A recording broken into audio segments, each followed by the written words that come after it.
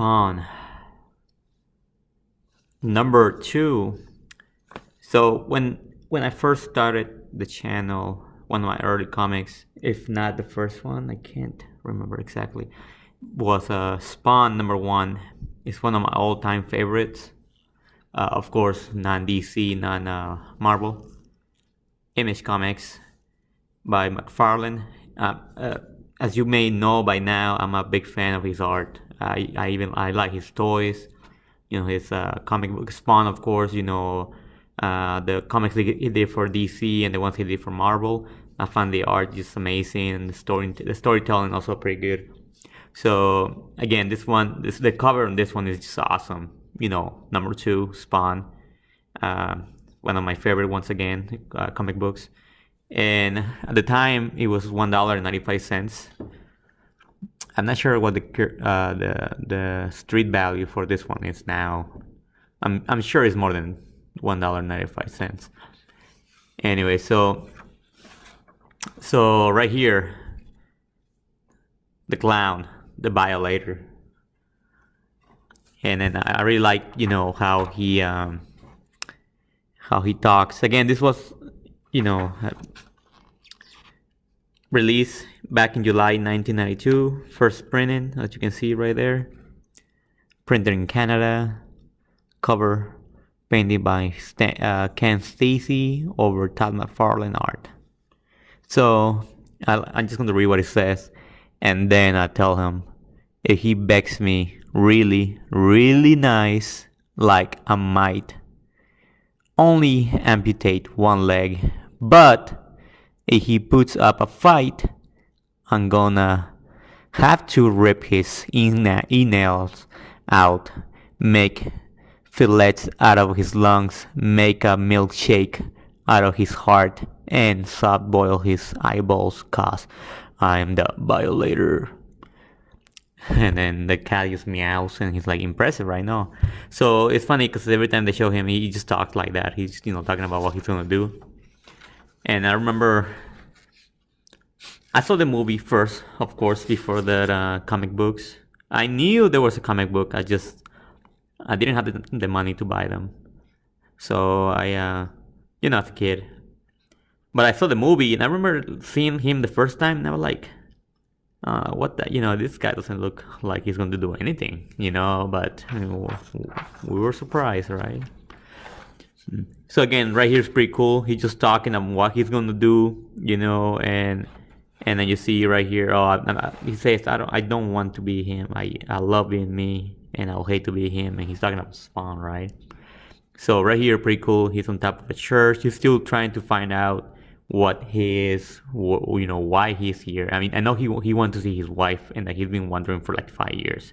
So he doesn't know what the heck is going on. He just remember, like it says down here, that he made a deal that included his soul, and then all he wants to see is his wife. But he don't remember, where they lived, or what they worked, what they did, or anything. He doesn't really. He just has like pieces of memories.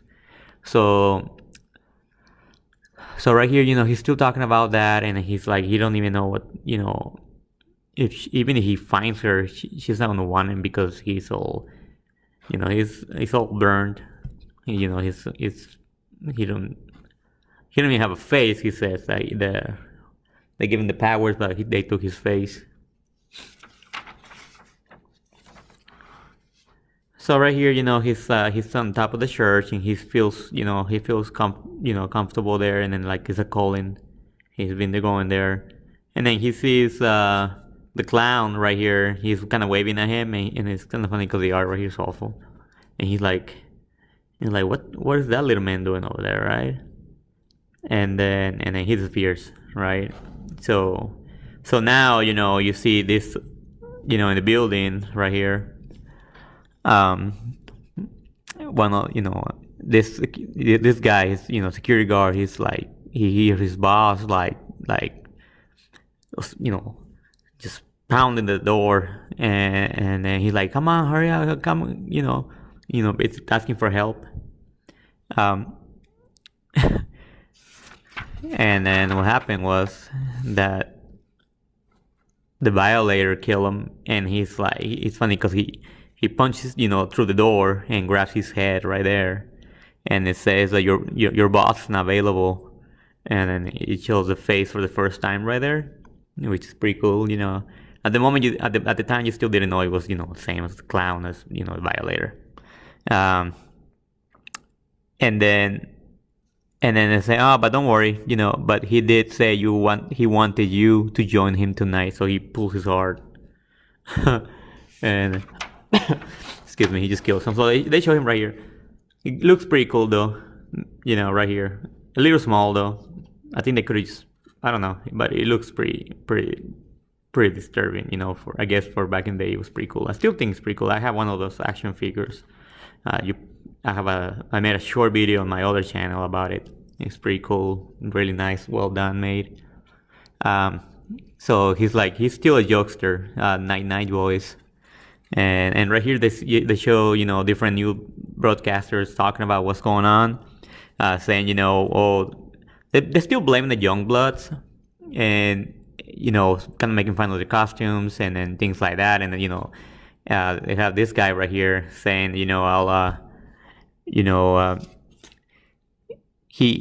just doesn't think it's just somebody going after the mafia or anything like that. He finds it funny that some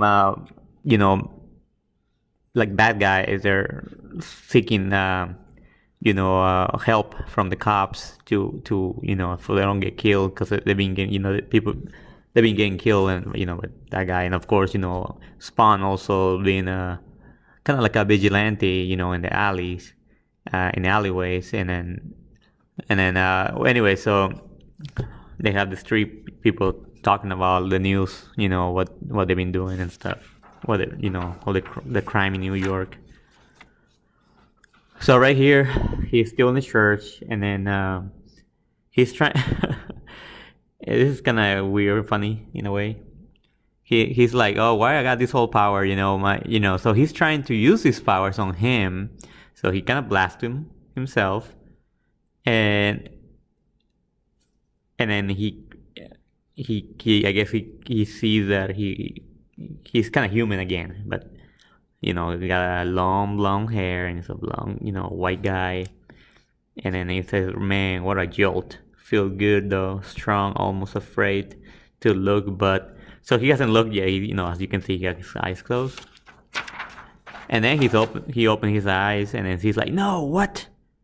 Come on, man, work, because he's a black man, so he wants to be that. He don't want to be anybody else. He wants to be himself, and then so his wife will recognize him. So of course all this is kind of like a trick, even he says that. It's still, I might be wrong though, but it's a mind tricks. His mind is just tricking him. He can't use his power to turn himself human. At least that I remember. I may be wrong though. If you do know, let me know. I could Google it, but I don't want to. So right here, this guy is reading the newspaper about what's going on, what's happening, and then he's like, oh man, I'm tired of all this crap, and then I just want peace and quiet. And they say, oh, you'll be dead. And they say, yeah, well, I'll be lucky, So he's reading the newspaper right there, and then this guy still they're talking, and then right here, all of a sudden, he comes in, and then he's like, relax, Gino. You're bad, and I admire that. So he knows their names too. That's pretty cool though. And then it says, unfortunately, I need you to help me. Here's the deal. You lend me a small piece of your anatomy, and I'll let your soul get tortured forever. So what's next? And he's this Jesus was afraid. Oh, bad guess. So he kills him, as you can see right there. He kills him. And then right here, Spawn is basically messing with his, messing with his power. He's tired of it. He's like, I won't stay like this, not white. That's messed up, right? Someone playing a bad joke, screwing with my mind. I just want to be me, but these friggin' powers won't work. You can make me whole. And then he's pissed off, right? So he just messing with his power, and then suddenly he remember who he worked for, his boss, and his mentor, Jason Wynn. He remember he trained him, he taught him how to kill, how to do everything, how to fight, how to obey. He says it right here. So they show him a little bit, how he looked back then. And anyway, so he just happens to fall, from, he was on top of that cross, and he lands on the alleyway, of course. And then you see right here, it's because, the violator, he's just killing, he's getting bored, he's getting bored with what he's doing. And let me zoom this a little bit out. Now, I can't remember what this was for, though. I can't remember what they keep popping throughout the book, and I can't remember why. Now, I was checking at this ad right here, and this right here, I might be wrong, but Ninja High School, that was not the name of that cartoon or anime. It had different name. I think I have encountered like 2 different ones. This is the 3rd one. I remember I used to love that, that anime. I know it's on Tubi because I saw it recently. I just can't remember the name, but it's not Ninja High School. Just something I saw and kind of got my attention. So right here, he like fell flat, right? So the clown, he's talking to him, like, hey, mister, come on, you need help? So he's like, oh, who are you and what's going on? And he's like, oh, how my mask got back on? And he tells him that he put it back on him, and he got like a bad, blisters on his face. But then he's like, oh, you know me? Oh, yeah, you're Spawn. And he like, Spawn? So he's like, yeah, like Hellspawn. Get it? So